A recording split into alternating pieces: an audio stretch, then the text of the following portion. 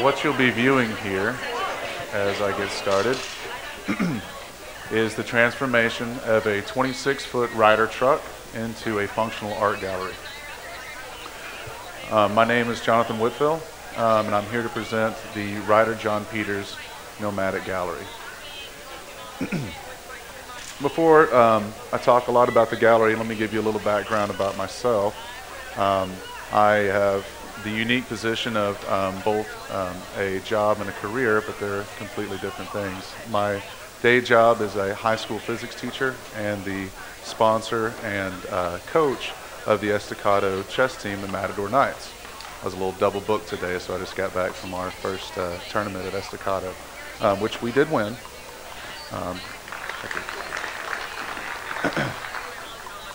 We won in a big way, actually. We took all their trophies. Today, however, I don't want to talk about what I do as a job. I want to talk about my career. My career is as an artist. I've had national exhibitions for the last 7 to 8 years, and I've also had the opportunity to have some international exhibitions both in China and in France. When you live in Lubbock, Texas, you have probably found out that we are geographically separated from other people. Exciting, wonderful things that go on anywhere from 6 hours from us.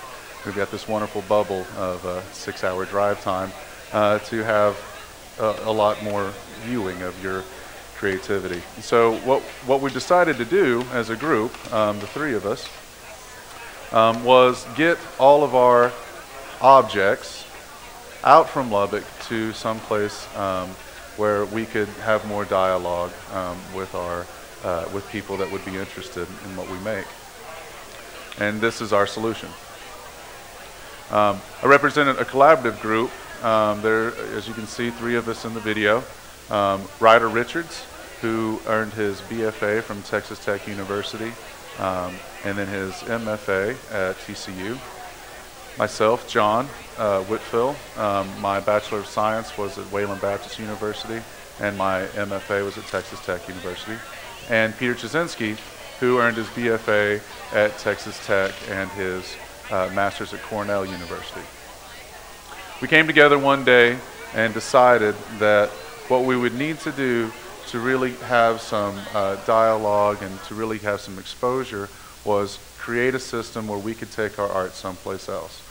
We did this in a local bar, having a few beers. Sometimes creativity tends to flow, and of course, thinking is contagious. So as we went through this idea of how do we make this work? How can we possibly take a truck someplace and turn it into a gallery? We actually came up with a pretty viable solution. We knew we wanted a few things. We knew we wanted access for people to come into the truck and then to be able to leave the truck. We wanted some type of flow. So the first thing we did was we found a truck that we could get a side door and a back lift gate. We built staircases for the back lift gate and the side door so people could enter and exit, and there could be a flow through the truck. We needed to hang our work, and we didn't want to hang it just on what the normal truck would provide. So we took 13 8x4 drywall panels and wrapped it with angle iron, so when we moved these panels, it wouldn't get beat up on the way to our venue. We engineered a simple track light system that would go into the top of the truck, and then we stole power from various other places that we would park next to. We actually wrote a grant at one point for a generator to the Puffin Foundation for $750 and got that grant. And it was basically the only money we have to date made on the project. We started 5 years ago. We've had 22 exhibitions all over the state, and also an exhibition in Oklahoma and in Phoenix, Arizona. So what you're seeing here is the second version of that truck. So we've graduated from our drywall panels and track lighting system to this Russian nest egg technology. Inside these crate-like boxes are smaller crate-like boxes identical to them, other than about a 10% reduction. And as you saw in the video, as they fold out, they become the panels that go on the truck's walls. Inside the smaller crate, inside of these crates, you have the opportunity to store your work and store your materials that you will need in order to transform your own rider truck or moving truck into a gallery system. Underneath these crates, underneath these wall devices are pallets, but these aren't your typical pallets. These pallets actually become the back staircases and the side staircases for the truck themselves.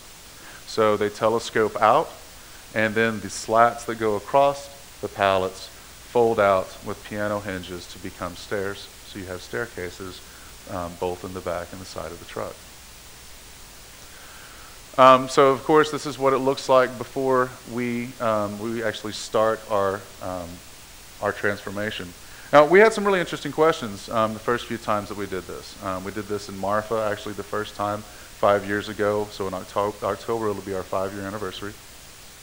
Most of the questions weren't about the art that we brought. A lot of the questions were actually about how did we do this? Why would we do this? You know, what are you doing? Did you buy this truck? You know, which of course we thought was hilarious. Of course not. We rented the truck. Now we almost could have bought a truck for as much as diesel was those days to drive to Marfa and back. But we rent the truck. Of course, we talked about how this could work for everyone. A lot of what I'm showing you today, of course, is available on our WordPress site. We've picked WordPress in particular because of its transparency and the idea of the blog sphere, giving you that access. And we've also been able to create a document where relatively anyone could have this system available for them. So over the years, and you can see us there, we're unloading. There's the pallet underneath that's already been transformed into the stairs. Over the years, we've graduated from just showing our art to showing other artists. We've had artists in our truck curated shows now from all over the country. And also the world. We've had artists that are internationally known. I think that they understand the innovation behind it. They see that there's inspiration there, and of course they want to be able to be nomadic also. And so they're very excited about what we do. This slide is not correct. We don't ever turn the truck on its side. Although now that I've seen this, there might be something there. We might look into that. So here's our kit. So you can see in our brochure here that we actually do have some plans for anyone to do this. This was a show where this version 2 kit was indoctrinated. It was in Austin at the Texas Biennale. We were invited there. It's a fantastic, of course, every 2-year art show in Austin, all over Austin. We were truly nomadic that evening. This was our first show. And we set up during the day, we put up our show, and then we had another venue that evening. So we broke down the show, drove across town, and then reset our show for another show that evening. So we had 2 exhibitions in one night, which of course is as efficient as we could be at that point in time. And this is a little bit of the CV that we have here. So these are some of the shows that you see. We actually just got back from San Antonio. 2 weeks ago, we went to San Antonio and did 2 more venues, one at Blue Star Contemporary and one at Lone Star Contemporary, or Lone Star Art Group, both sponsored by the fantastic Bill Fitzgibbons. And we had 2 separate shows, a curated show and then a performance show. The last thing that I want to show you is a document that we've created. It tells you a lot about the resources that anyone would need to do this. We want this to be outsourced. We need for people to take this idea and do it on their own. So what we've done is we've given them every possible thing that they would need in order to do this. Unfortunately, you really need 3 main things. And these 3 things you've probably heard all day. You need people. You need people that are like-minded, that are hardworking, and basically believe that impossible is nothing. You need money, unfortunately. With the 3 of us, as I've said before, after 5 years, I think we might have made about $20 a piece. maybe $50. But that's okay, because breaking even is just as good as getting your ideas out there. But you must have some type of money. What's nice about this project is that people are interested in actually donating. Version 1 actually is going to Marfa again with a group of Texas Tech students that have gotten funding from Texas Tech. They got $1,000 to be able to take the truck down, and they're using our old pieces to start their journey. And of course you need time. Those three things are sometimes very difficult to get all in the same place. But this is a simple breakdown of what you would need if you went to your local hardware store. Now, what's nice is that it doesn't take a whole lot of carpentry skills in order to create this device, this kit. Some rudimentary carpentry skills and of course, a little bit of innovation, inspiration, and time will get you right here. So it tells you exactly what to buy, and it also tells you exactly how to put it together. And even though the video went by very quickly, and we're fast, but we're not quite that fast, we also, I think you'll be able to see some of how this is put together through this presentation. As you can see, we try to do very, very little waste.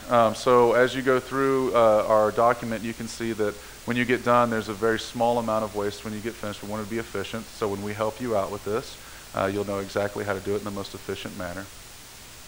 This is the panels that you're seeing here. When we started with our initial middle track lighting system, we ran into some problems with just a good overall lighting. And so on this venture, on the Kit 2, version 2 for RJP, Nomadic Gallery, we decided to inset the lights on one side that then would, of course, light up the artwork in the panels on the other side. And it's a very good system. Another thing that we have in this truck is a projection in the rear section. So as you walk up the back stairs, we have a screen that is being able to be erected and put back there. It's just the depth needed for most of the projectors that you can purchase at your local electronics store, and it gives you a fairly good size image on that screen. So you can also now do video work in the truck. And it's a nice place to store some of your tools behind that screen as you're presenting your work wherever you may be. So this is the panel unfolded. One of the things that we wanted to make sure we did was not destroy the integrity of the moving truck, whichever moving company you prefer. The exact dimensions of these panels do work exactly with the truck that we typically use, which is Ryder trucks. But we didn't want to screw into the walls. We didn't want to lose our deposit. And so these panels have a system where they can actually hang on the existing skeletal surface of the truck in the back, so you're not actually doing any harm to the truck itself. And this is the back side of these panels, so you can see the hinges and the spacing is all there for you. We also discovered that after you put them in together, you need to have a little bit of attachment that will keep them from flying apart as you ship them. This was one of the major improvements to version 1 as version 2, is that now we don't have to drive all of our components to the place in the back of a Ryder truck. We can put it all together on our pallets that were stairs and our panels that are folded together, strap it all together real nicely, and then ship it to where you're going to be. Then after it's been shipped there, you go to your local moving truck place, drive the truck the short distance from where you shipped it to your venue, or you ship it immediately to your venue.